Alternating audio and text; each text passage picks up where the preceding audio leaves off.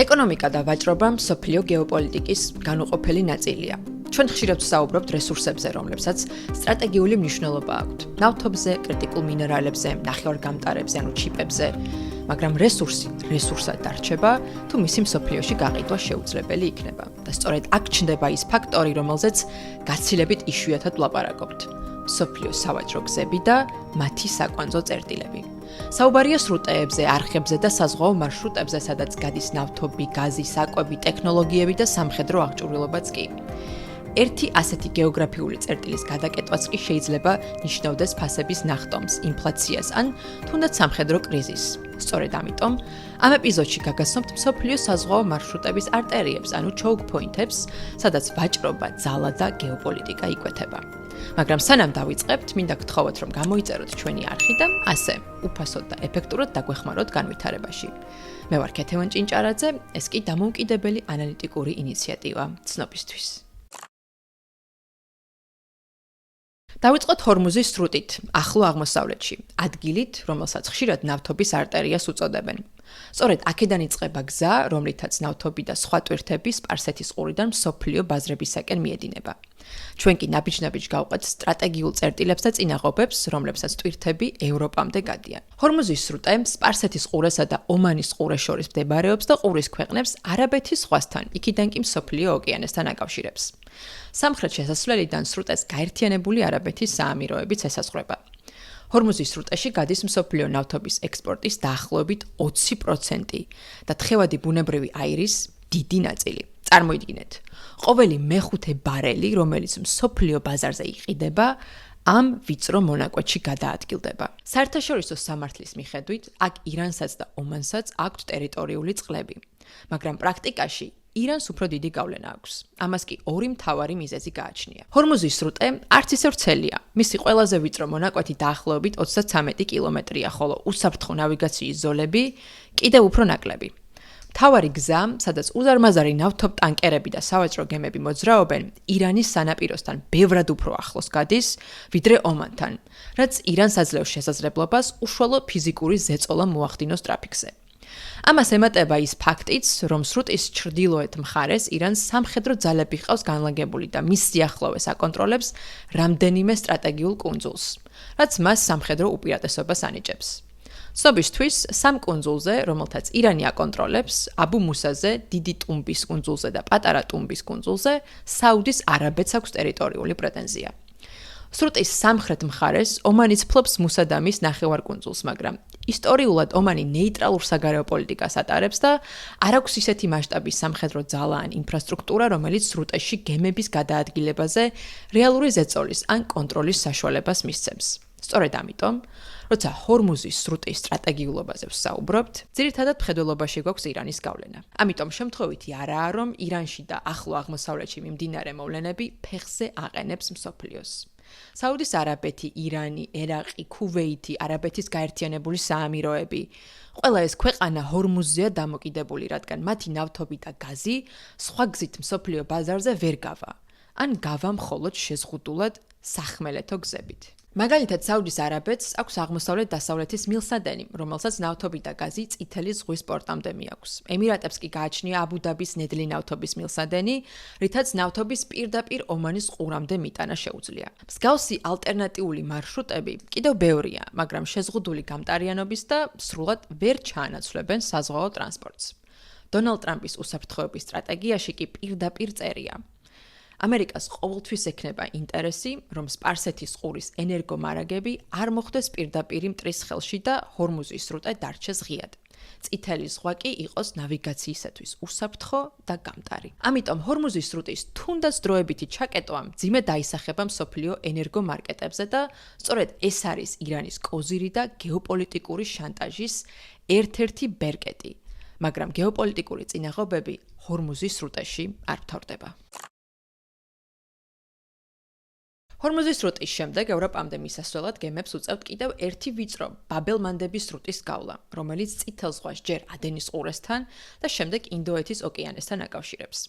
ის ერთმანეთისაგან ჰყოფს არაბეთის ნახევარკუნძულს და აფრიკას, კონკრეტულად კი ესაზღვრება იემენს, ჯიბუტის და ერიტრეას სანაპიროებს. ბაბელმანდები არის სუეცის არხისკენ მიმავალი ერთადერთი საზღვაო შესასვლელი ინდოეთის ოკეანიდან და მისი ჩაკეტვის შემთხვევაში გემებს სრულიად აფრიკის შემოვლა მოუწევთ. რაც ტრანსპორტირებას კვირებით გაახანგრძლივებს და მნიშვნელოვნად გააძვირებს. შესაბამისად, სრუტის უსაფრთხოებას უდიდესი მნიშვნელობა აქვს. თუმცა ბაბელმანდებთან მდებარე იემენში 2014 წლიდან სამოქალაქო ომია. გაგახსენებთ ჰუსიტების მიერ გემებზე თავდასხმებს, რაზეც ჩვენი ეს ვიდეო ყველაზე დიდი პოპულარობით სარგებლობს და არ გამოტოვოთ თუ ჯერ არ გინახავთ. 2023 წლის ოქტომბრიდან ისრაელი-ჰამასის ომის შემდეგ წითელ ზღვაში ირანის მიერ შეიარაღებული ჰუსიტები თავს ესხმოდნენ სავაჭრო გემებს.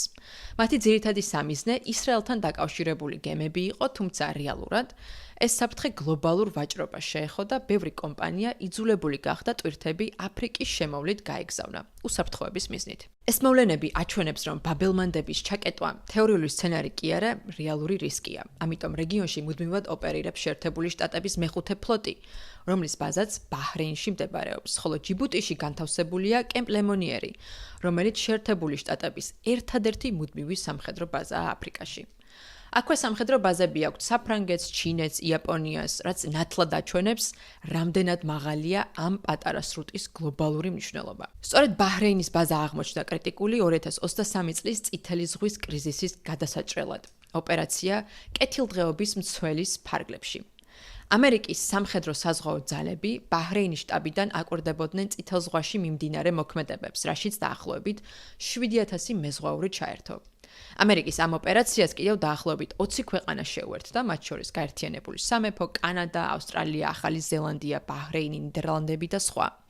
ოპერაციაში წვლილი ზოგმა დაზვერვით, ზოგმა ლოჯისტიკით და ზოგმა პოლიტიკური მხარდაჭერით შეიტანა. თუ ვიდეოს ჯერ კიდევ უყურებ, ესე იგი ფაქტებზე დაფუძნებული გეოპოლიტიკური ანალიზი გაინტერესებს. ამიტომ გამოიწერე არხი ცნობისთვის და მხარი დაუჭირე ჩვენს დამოუკიდებელ ინიციატივას. ბაბელმანდების შემდეგ ევროპამდე მიმავალი ტვირთების უმრავლესობა გადის სუეცის არხს, წითელი ზღვიდან პირდაპირ ხმელთაშუა ზღვაში მოსახვედრად. სხვა შემთხვევაში, გზის ასეთ დაგრძელება მოუწევთ სამხრეთ აფრიკის კეთილი იმედის კონცხის შემოვლით, რაც, როგორც უკვე აღვნიშნე, ძვირი და ხანგრძლივი პროცესია. სანამ ფრანგები ეგვიპტეში სუეცის არხს გაიყვანდნენ და ასე ხელოვნურად გააცალკევებდნენ აფრიკას ახლო აღმოსავლეთისაგან, ბრიტანელები დიდ სარგებელს იღებდნენ კოლონიური კონცხის პორტებიდან სამხრეთ აფრიკაში. მაგრამ მე-19 საუკუნის შუაში სუეცის არხის მშენებლობამ მსოფლიო ვაჭრობა საბოლოოდ შეცვალა. დღეს სუეცის არხზე მსოფლიო ვაჭრობის დაახლოებით 15% და კონტეინერული გადაზიდვების თითქმის 1/3 გადის. არხი სრულიად ეგვიპტის კონტროლის ქვეშაა, რაც ქვეყანას უზარმაზარ სტრატეგიულ მნიშვნელობას ანიჭებს, კაირო აწესებს ტრანზიტის წესებს, ტარიფებს და აკონტროლებს უსაფრთხოებას, რითაც ის პირდაპირ ზემოქმედებს გლობალური მიწოდების ჯაჭვებზე. სპარსეთის ყურიდან ევროპის მიმართულებით ენერგო რესურსების გადაადგილებაზე და მსოფლიო გადაზიდვების ხარჯებზე. ნებისმიერი შეფერხება, განზრახ თუ შემთხვევით, მყისიერად აისახება საერთაშორისო ბაზრებზე. ამის თვალსაჩინო მაგალითია 2021 წლის Ever Given-ის ინციდენტი, როცა 400 მეტრიანი გიგანტური გემის გაჭედვამ არხის ჩაკეტვა გამოიწვია 6 დღით. ამით კი მსოფლიო ეკონომიკა საათში $400 მილიონ კარგავდა. ერთი შეხედვით, ტექნიკურმა ავარიამ გამოიწვია მილიარდობით დოლარის ზარალი და ასობით გემის შეფერხება, რამაც ცხადყო, რამდენადაა მსოფლიო ვაჭრობა დამოკიდებული ამ ერთ ვიწრო ხელოვნურ არხზე. ამიტომ შემთხვევითი არაა, რომ ეგვიპტე მნიშვნელოვანი სტრატეგიული პარტნიორია შეერთებული შტატებისათვის, ევროპის ქვეყნებისათვის, ჩინეთისათვის, რომელთათვისაც არხის უწყვეტი ფუნქციონირება კრიტიკულია. მას შემდეგ, რაც ევროპისაკენ მიმავალი ტვირთები წითელი ზღვიდან ხმელთაშუა ზღვაში მოხვდება, მათი გადაადგილება შედარებით ნაკლები გეოპოლიტიკური ტურბულენტობით ხასიათდება. გემები შემდეგ გზას ან ევროკავშირის წევრი ქვეყნებისაკენ აგრძელებენ, ან ნატოს წევრი თურქეთისაკენ, რაც ვაჭრობისათვის უფრო პროგნოზირებად გარემოდ ითვლება. აქ კი აუცილებლად უნდა შევეხოთ ბოსფორისა და დარდანელის სრუტეებს. სტრატეგიულ კვანძებს, რომლებიც შავ ზღვას ჯერ ხმელთაშუა ზღვასთან, ხოლო შემდეგ მსოფლიო ოკეანესთან აკავშირებენ. ეს სრუტეები შავი ზღვისათვის ფაქტობრივად ერთადერთი გასასვლელი კარიბჭეა და შესაბამისად განსაკუთრებული მნიშვნელობისაა შავი ზღვის ქვეყნებისათვის, მათ შორის საქართველოსთვის. როგორც ვაჭრობის, ისე უსაფრთხოების თვალსაზრისით. თუმცა ამ სრუტეების ყველაზე დიდი სტრატეგიული მნიშვნელობა იმაში მდგომარეობს, რომ ბოსფორი და დარდანელი ერთადერთი გზაა, რომლის მეშვეობითაც ნატოს ან ნებისმიერ სხვა ძალას შეუძლია სამხედრო ფლოტის გადაადგილება ხმელთაშუა ზღვიდან შავ ზღვაში. სწორედ ეს რეალობა ანიჭებს თურქეთს განსაკუთრებულ სტრატეგიულ სიღრმეს მსოფლიო პოლიტიკაში. ამას ემატება 1936 წლის მონტრეს კონვენციაც, რომელიც თურქეთს ანიჭებს უფლებას დაარეგულიროს სამხედრო გემების გადაადგილება ომის ან კრიზისის დროს ბოსფორისა და დარდანელის სრუტეებში. კონვენცია უზრუნველყოფს კომერციული გემების მშვიდობიან დროს თავისუფალ გადაადგილებას. მკაცრ შეზღუდვებს უწესებს არაშავი ზღვისპირა ქვეყნების სამხედრო გემებს, როგორიცაა მაგალითად ტონაჟი და შავ ზღვაში ყოფნის ვადა. აძლევს თურქეთს უფლებას ომის ან საფრთხის შემთხვევაში სრუტეები დახუროს სამხედრო გემებისათვის. ბოსფორისა და დარდანელის სრუტეებში არაერთხელ ყოფილა სერიოზული შეფერხებები, როგორც სამხედრო, ისე პოლიტიკური და ტექნიკური მიზეზით. ისტორიულად, სრუტეები რამდენჯერმე სრულიად დაიკეტა ომის დროს. პირველი მსოფლიო ომის პერიოდში ოსმალეთის იმპერიამ ბოსფორი და დარდანელი დახურა ანტანტის გემებისათვის, რამაც შავი ზღვის ქვეყნების ვაჭრობის პარალიზება მოახდინა. მეორე მსოფლიო ომის დროს კი თურქეთმა ნეიტრალიტეტის ფარგლებში მკაცრად შეზღუდა სამხედრო გემების გადაადგილება. თანამედროვე ეპოქაში მნიშვნელოვანი შემთხვევა იყო 2022 წლის უკრაინის ომის შემდეგ, როდესაც თურქეთმა მონტრეს კონვენციის საფუძველზე დახურა სრუტეები საომარი მხარეების სამხედრო გემებისათვის. თუმცა სატელიტური ფოტოებისა და ანალიტიკოსების მიხედვით რუსეთმა სამხედრო აღჭურვილობის გადასატანად სამოქალაქო გემების გამოყენება დაიწყო, რაც მონტრეს კონვენციის სულისკვეთების დარღვევად მიიჩნევა. სწორედ ამიტომ შეიძლება ვივარაუდოთ, რომ თურქეთის ნატოს წევრობაში დიდი როლი ითამაშა ქვეყნის სტრატეგიულმა მდებარეობამ ბოსფორსა და დარდანელზე. ამაზე თქვენი აზრი კომენტარებში გამიზიარეთ. და ბოლოს უნდა შევეხოთ ევროპისათვის ერთ-ერთ ყველაზე საკვანძო, ვიწრო, მაგრამ სტაბილურ სრუტეს, გიბრალტარს, ადგილს, სადაც ხმელთაშუა ზღვა ატლანტის ოკეანეს უერთდება. გიბრალტარის სრუტე მდებარეობს სამხრეთ ევროპასა და ჩრდილოეთ აფრიკას შორის. მისი ყველაზე ვიწრო მონაკვეთი კი სულ რაღაც 14 კილომეტრია, რაც ამ სრუტეს ერთ-ერთ ყველაზე მჭიდრო და ამავე დროს დატვირთულ საზღვაო წერტილად აქცევს მსოფლიოში. წარმოიდგინეთ, ყველა გემი, რომელიც ხმელთაშუა ზღვიდან გადაადგილდება ჩრდილოეთ ევროპისაკენ, ჩრდილოეთ და სამხრეთ ამერიკისაკენ, აზიისაკენ, აფრიკისაკენ თუ ახლო აღმოსავლეთისაკენ, სწორედ ამ სრუტეს გადის. სტრატეგიულად, გიბრალტარი ერთ-ერთი ყველაზე მნიშვნელოვანი საზღვაო კვანძია ნატოსთვის. სრუტის ჩრდილოეთ მხარეს მდებარეობს გიბრალტარი, ბრიტანეთის საზღვარგარეთის ტერიტორია, ჩრდილოეთ სანაპიროს მეორე ნაწილი კი ეკუთვნის ესპანეთს, ხოლო სამხრეთ სანაპირო მაროკოს. მიუხედავად ამისა, არც ერთ ქვეყანას არ აქვს მისი სრულად ჩაკეტვის უფლება მშვიდობიან დროს და ქვეყნები მხოლოდ საკუთარ ტერიტორიულ წყლებზე ადგენენ რეგულაციებსა და უსაფრთხოების ნორმებს. გიბრალტარის სრუტე წარმოადგენს კრიტიკულად მნიშვნელოვან საერთაშორისო სრუტეს, რომელიც ექვემდებარება გაერთიანებული ერების საზღვაო სამართლის კონვენციით დადგენილ სპეციალურ სატრანზიტო გადაადგილების რეჟიმს, რაც უცხო ქვეყნების გემებსა და თვითმფრინავებს იქ თავისუფალი ნავიგაციისა და გადაფრენის უფლებას ანიჭებს. ეს სრუტე ნატოსთვის არის მუდმივი მონიტორინგის ზონა. აქ ნატოს წევრი ქვეყნები, განსაკუთრებით გაერთიანებული სამეფო და ესპანეთი, აკვირდებიან სამხედრო და კომერციული გემების გადაადგილებას. ეს განსაკუთრებით მნიშვნელოვანია რუსეთისა და სხვა არანატოს წევრი ქვეყნების სამხედრო ფლოტების მოძრაობის კონტროლისათვის, როდესაც ისინი ატლანტიკიდან ხმელთაშუა ზღვაში შედიან ან პირიქით. მაგრამ ეს ყველაფერი არ არის. განვიხილეთ ის სტრატეგიული საზღვაო წინაღობები, რომლებიც ტვირთებს ხვდებათ ჰორმუზის სრუტიდან დასავლეთის მიმართულებით. ევროპისაკენ მიმავალ გზაზე. თუმცა გლობალური ვაჭრობის მეორე არანაკლებ მნიშვნელოვანი მიმართულება აღმოსავლეთისაკენ მიდის. რა ხდება მაშინ, როდესაც ტვირთები კვეთს ინდოეთისა და წყნარ ოკეანეებს, აზიისა და ამერიკის კონტინენტებისაკენ. როგორ იქცევიან ამ სტრატეგიულ საზღვაო წერტილებში მსოფლიოს ორი ყველაზე ძლიერი მოთამაშე, ჩინეთი და შეერთებული შტატები. ეს სინგაპურია, აზიის ერთ-ერთი ყველაზე მდიდარი ქალაქ-სახელმწიფო, რომელიც საქართველოზე თითქმის 100-ჯერ პატარა კუნძულზეა გაშენებული. მას არ აქვს დიდი რაოდენობით ნავთობი, არც გაზი, არც კრიტიკული მინერალები და არც ფართო ტერიტორია. და მაინც, თუ გიფიქრიათ, როგორ შეძლო ასეთმა პატარა ერთეულმა ერთ-ერთ ყველაზე მდიდარ ქვეყნად ჩამოყალიბება. ძირითადად მდებარეობით, სინგაპური დგას მალაკას სრუტეზე, ერთ-ერთ ყველაზე მნიშვნელოვან საზღვაო choke point-ზე მსოფლიოში. ეს არის ვიწრო საზღვაო გზა, რომელიც ინდოეთის ოკეანეს წყნარ ოკეანესთან აკავშირებს და ფაქტობრივად კონტინენტთა შორის ვაჭრობას აერთიანებს.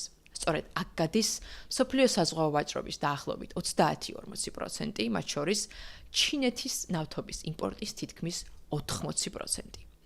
ამ სრუტეში ყოველწლიურად 100,000-მდე გემი გადაადგილდება, მხოლოდ სინგაპურის პორტი კი წელიწადში 600 მილიონ ტონაზე მეტ ტვირთს ამუშავებს. მალაკას სრუტეზე ასეთ უპრეცედენტო მოთხოვნას ერთი მარტივი მიზეზი აქვს. ის არის ინდოეთისა და წყნარ ოკეანეებს შორის მდებარე უმოკლესი საზღვაო მარშრუტი. ალტერნატიული გზა, ინდონეზიის სუნდას სრუტე, დაახლოებით 1000 კილომეტრით გრძელია. დროისა და ხარჯების შემცირების მიზნით კი ლოჯისტიკური კომპანიები მალაკას სრუტეს ამჯობინებენ. ამ კონტექსტში ადვილად გასაგებია სინგაპურისა და შეერთებული შტატების პარტნიორობაც. მიუხედავად იმისა, რომ სინგაპურსა და შეერთებულ შტატებს შორის ოფიციალური თავდაცვის ხელშეკრულება არ არსებობს, სინგაპური წლების განმავლობაში აძლევს ამერიკულ სამხედრო ხომალდებსა და ავიაციას წვდომას საკუთარ პორტებზე, ბაზებსა თუ საჰაერო სივრცეზე. მაგალითად, შეერთებულ შტატებს ჩანგის საზღვაო ბაზაზე განთავსებული ყავს LCS-ის ტიპის მცირე ზომის, სწრაფი და მაღალტექნოლოგიური სამხედრო ხომალდები, რომლებიც სპეციალურად არის შექმნილი ვიწრო საზღვაო გზებისა და სტრატეგიული choke point-ების მონიტორინგისათვის. სინგაპურის სამხედრო ობიექტებიდან ვაშინგტონი ასევე პეკინის აქტივობებსაც აკვირდება სამხრეთ ჩინეთის ზღვაში, რასაც მოგვიანებით დაუბრუნდებით. მალაკას სტრატეგიულობისა და ამერიკული საზღვაო გავლენის გამო ჩინელები ჯერ კიდევ 2000-იანი წლებიდან ალაპარაკდნენ მალაკას დილემაზე. მართალია მალაკას სრუტის ამერიკული ბლოკადა ამ ეტაპზე მხოლოდ თეორია, მაგრამ პეკინისათვის ეჭვიც კი საკმარისია ზომების მისაღებად. მოგიხსენებათ, ჩინეთი ცდილობს გააძლიეროს თავისი გავლენა მთლიანად სამხრეთ ჩინეთის ზღვაში, როგორც ალტერნატიული მარშრუტების შექმნით, ისე სამხედრო და ეკონომიკური წნეხის გაზრდით რეგიონში და აი რატო. თუმცა სანამ ამაზე გადავალ, შეგახსენებთ, რომ გამოიწეროთ არხი ცნობისთვის, რადგან ჩვენი დამოუკიდებელი ინიციატივა მხოლოდ თქვენი მხარდაჭერით ფუნქციონირებს. სამხრეთ ჩინეთის ზღვა, როგორც მაყურებელმა უკვე ამ ვიდეოდან კარგად იცის, მსოფლიოში ყველაზე სადაო და გეოპოლიტიკურად სტრატეგიული საზღვაო ზონაა. სამხრეთ ჩინეთის ზღვაზე გადის მსოფლიო საზღვაო ვაჭრობის მეოთხედი, რაც ნიშნავს წლიურად 5.3 ტრილიონი დოლარის ღირებულების საქონელს. ამ ტვირთების 20% კი შეერთებული შტატებისაკენ მიემართება. ამ ზღვაში გადაადგილდება გლობალური ნედლი ნავთობის თითქმის ნახევარიც. სამხრეთ ჩინეთის ზღვის ფსკერზე დადასტურებული მონაცემებით მოიპოვება 5 ტრილიონ კუბურ მეტრზე მეტი ბუნებრივი აირი და დაახლოებით 11 მილიარდი ბარელი ნავთობი, ხოლო მნიშვნელოვანი ნაწილი კვლავ აღმოსაჩენია. ამას ემატება თევზჭერა, რომელზეც დამოკიდებულია რეგიონის ასობით მილიონი მაცხოვრებელი. პეკინს კი პრეტენზია აქვს, რომ მას ამ ზღვის 90% ეკუთვნის თავისი რესურსებით და კუნძულებით. მაგრამ ერთი შეხედვითაც კარგად ჩანს, რომ ამ ზღვას ჩინეთის გარდა სხვა ქვეყნებიც ესაზღვრება. ამიტომ თავისი ტერიტორიული პრეტენზიები აქვთ ტაივანს, ვიეტნამს, მალაიზიას, ბრუნეის და ფილიპინებსაც. ისინი ერთმანეთს ედავებიან ამ ზღვაში მდებარე თითოეულ პატარა კლდესა და რიფს, თუმცა ძირითადი კონფლიქტი კონცენტრირებულია ორ კუნძულოვან არქიპელაგზე. სამხრეთ ნაწილში სპრატლის კუნძულებს ვერ იყოფენ ჩინეთი, ტაივანი, ვიეტნამი, ფილიპინები, მალაიზია და ბრუნეი, ხოლო ჩრდილოეთ ნაწილში პარასელის კუნძულებზე დაობენ ჩინეთი, ტაივანი და ვიეტნამი. ჩინეთის მტკიცებით მას ეს ყველაფერი ისტორიულად ეკუთვნის. 1947 წელს ჩინელმა კარტოგრაფმა ძველ საზღვაო რუკებსა და ისტორიულ ნარატივებზე დაყრდნობით ჩინეთის საკუთრება სამხრეთ ჩინეთის ზღვაში 11 ხაზით შემოფარგლა. მოგვიანებით, როცა მაოძედუნმა ტონკინის ყურე ვიეტნამს გადასცა, ამ 11 ხაზს 2 ხაზი მოაკლდა და დარჩა 9 ხაზიანი მონაკვეთი. ეს 9 ხაზი კი დღემდე ჩინეთის საზღვაო პრეტენზიების ცენტრალური ელემენტია.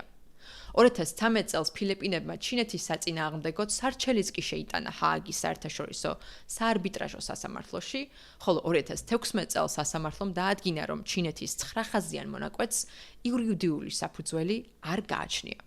თუმცა ამ გადაწყვეტილებას პეკინი არ შეუჩერებია. ამის შემდეგ ჩინეთმა დაიწყო კლდეებისა და რიფების დაკავება სამხრეთ ჩინეთის ზღვაში და ზოგ შემთხვევაში ხელოვნური კუნძულების მშენებლობაც.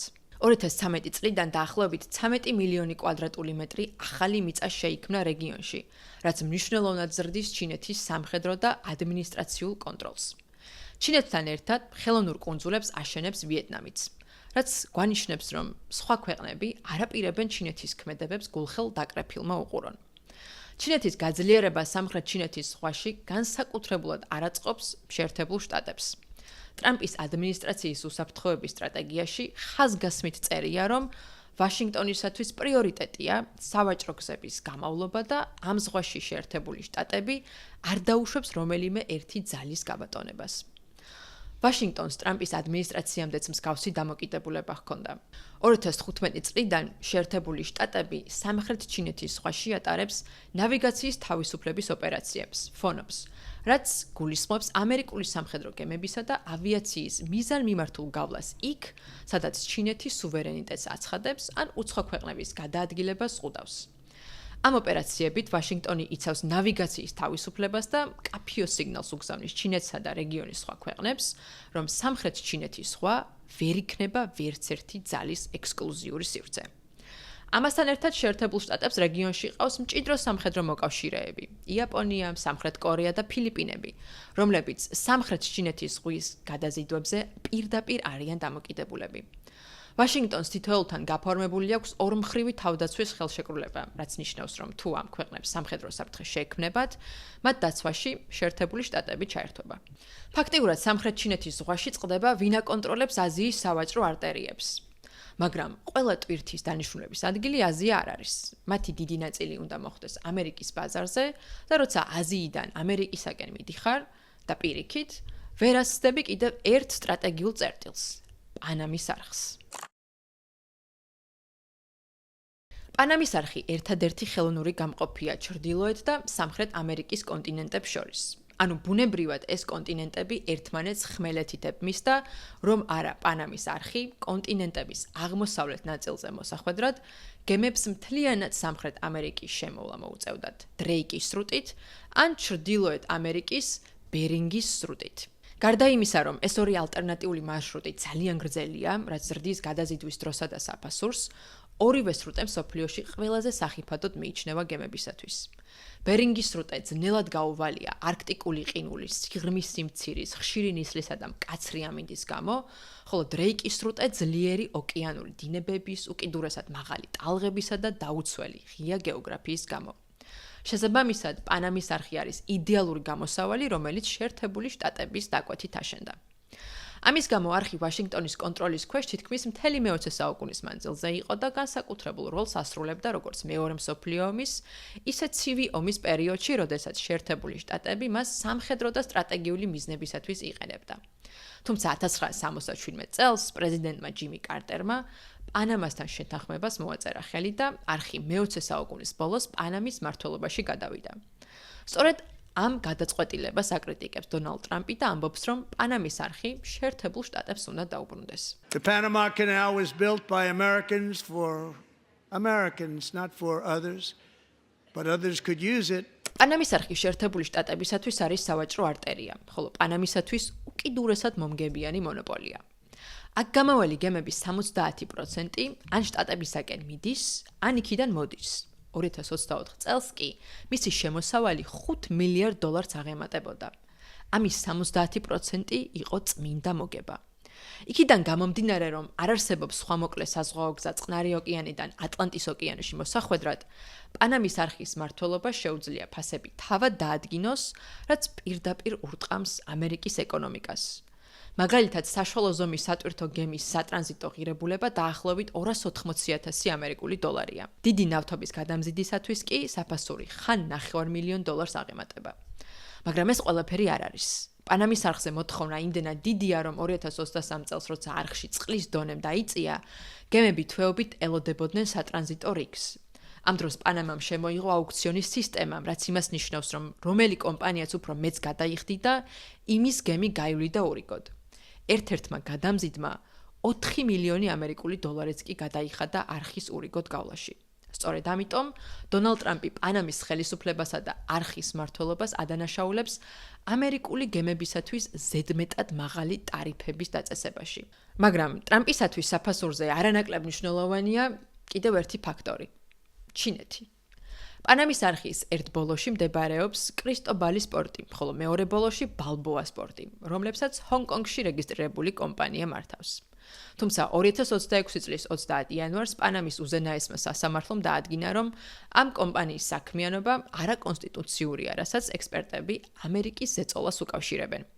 დასავლეთ ნახევარსფეროში ჩინეთის და ნებისმიერი სხვა უცხო ძალის გავლენის შეზღუდვა ტრამპის ადმინისტრაციის პრიორიტეტია. ამიტომ ვაშინგტონს არ აწყობს არც ერთი ისეთი კომპანიის შესვლა რეგიონში, რომელზე გავლენის ბერკეტებსაც პეკინი შეიძლება ფლობდეს. ჩინეთის კანონმდებლობით, კერძო კომპანიები ვალდებულები არიან ითანამშრომლონ სახელმწიფოსთან ეროვნული უსაფრთხოების საკითხებში. ეს ტერმინი კი შეიძლება მოიცავდეს ნებისმიერ რამეს, რასაც პეკინი თავის ინტერესად აღიქვამს. ოფიციალურად პანამის არხი არის ნეიტრალური და მისი გამოყენება არ შეიძლება სამხედრო ოპერაციებისათვის, მაგრამ ის მაინც მნიშვნელოვან ბერკეტად ითვლება დიდი ძალების დაპირისპირებაში. და სულ ახლახანს გავრცელდა ინფორმაცია, რომ ჰონგ-კონგურ კომპანიას ჩაანაცვლებს დანიური მაერსკის შვილობილი APM ტერმინალსი.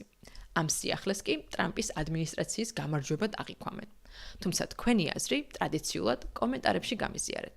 მსოფლიო საზღვაო ვაჭრობა სულ რამდენიმე კრიტიკულ choke point-ზეა დამოკიდებული, რომელთა უსაფრთხოებასა და გამტარიანობასაც დიდი ძალები მედგრად იცავენ. მსოფლიოში მოვლენები სწრაფად ვითარდება და ცნობისთვის მათ ანალიზს უკვე წელიწადზე მეტი აქ თავაზობთ. მაგრამ როგორ უნდა ამოარჩიოთ ამდენი ინფორმაციაში თქვენთვის საინტერესო ამბები? ამისათვის ეწვიეთ ჩვენს ინტეგრირებულ ვებგვერდს fyigeo.com-ს. ჩვენი საძიებო სისტემით ერთ სივრცეში შეგიძლიათ იპოვოთ ვიდეოც, სტატიაც და აუდიო ვერსიაც თქვენთვის სასურველ თემაზე. უფრო მრავალფეროვანი კონტენტისთვის კი გამომყევით Instagram-ზე, TikTok-ზე და Spotify-ზე. მისამართი ყველგან იგივეა: FYI, ანუ ცნობისთვის ინგლისურად შემოკლებით და GEO, საქართველოს და გეოპოლიტიკის აბრევიატურა. მადლობა ერთგულ მაყურებელს, არ დაგავიწყდეთ გამოწერის ღილაკზე დაჭერა. აი აქ.